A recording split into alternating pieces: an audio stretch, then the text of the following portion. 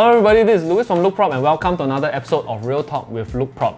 Now a lot of property sellers feel like they can sell the house themselves and think that it's a very easy process, but there are actually a lot of mistakes made along the way that you don't know that you're making until you have sold your house and realize it afterwards. So today we'll be talking about the 5 common mistakes that property sellers should avoid when selling their house. Let's go.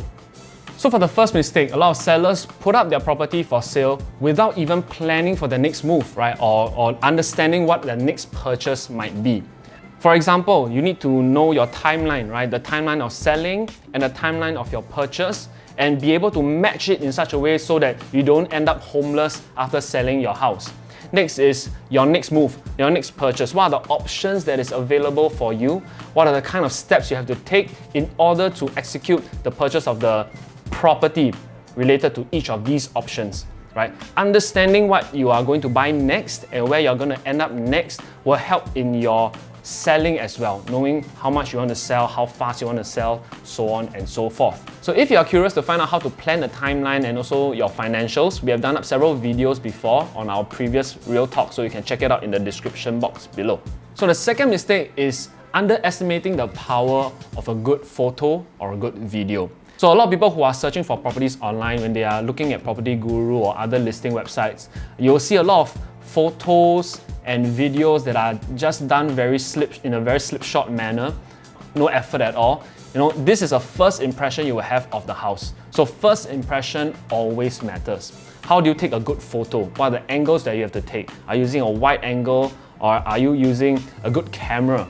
Another thing is video, right? If you are taking videos of the house, is the video done well enough so that it can show you all the good aspects of the entire house, including your view, the materials of the house, what are the kind of thought put inside the renovation, so on and so forth. So don't underestimate the power of a good photo or a good video.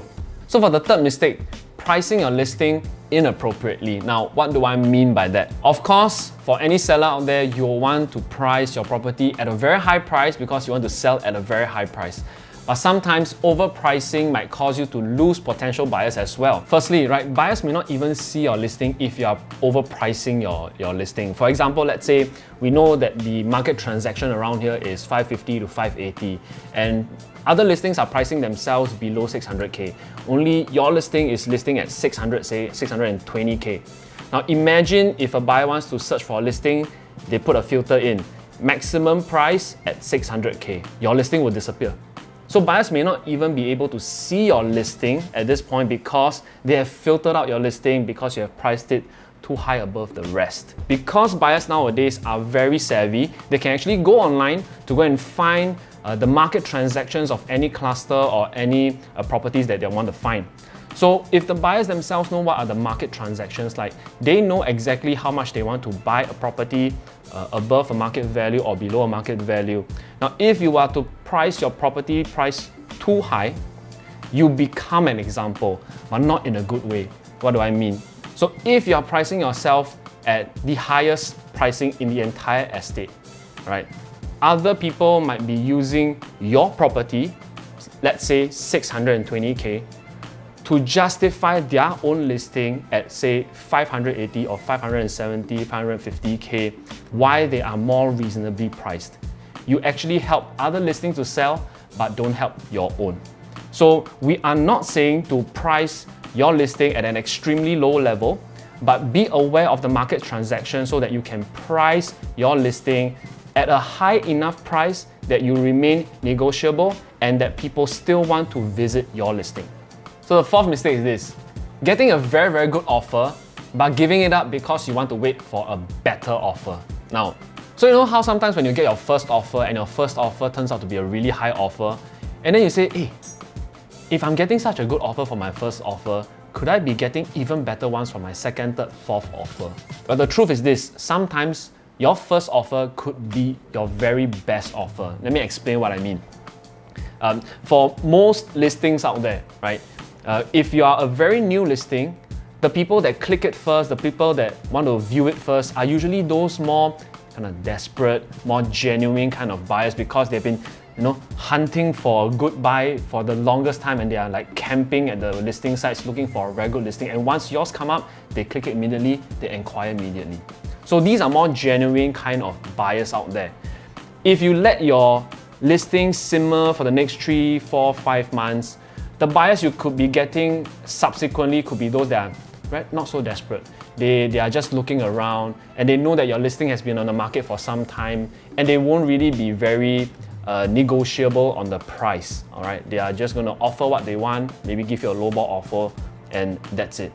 So sometimes, and in fact actually most of the times, your first few offers could actually be your best offer because the buyers that are coming to view are more genuine. So how do you know whether your offer is a really good offer? Like I mentioned earlier on, research a little bit more into the market transactions. In the recent 12 months, what are the kind of prices that have been selling in your estate or in your project? So if you know roughly what kind of average prices have been transacting around there, you know that your offer is below or above this kind of average price. If it is above and way above it, you know that you have gotten a very good offer and likelihood is you need to accept it. So don't give up a good offer because you want to wait for a better one. So last mistake, underestimating the effort and knowledge you need to sell a house. Now, by now you should already know it's a very time-consuming process to sell your house. You need to know how to take good photos, good videos, what are the various marketing channels you have to be on, how do you grab buyers' eyeballs, right? How to create a good marketing angle and story for either your videos or even during viewings, right? How to sell to the buyers such that they feel good about the house after they leave the viewing, right? Things like understanding the timeline, doing the relevant research that you need to understand the market prices, all right? And most importantly, the negotiation portion.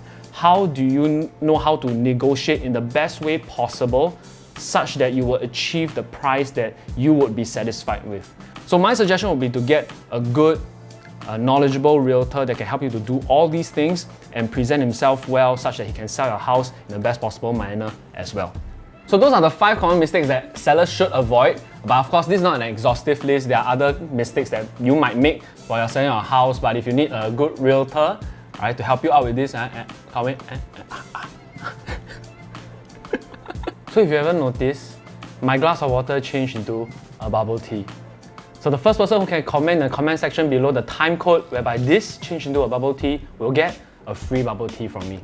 So what are the other common mistakes that you know that I haven't mentioned in the video? Leave it down in the comment section below. Now, if you haven't seen, we actually did a video on the 5 common mistakes that a buyer should avoid. It's somewhere around me. Click on the video around me. Right? If you like this video, please click the like button, share the video, and also subscribe to the channel. I'll be watching. Comment section. See you in the next video.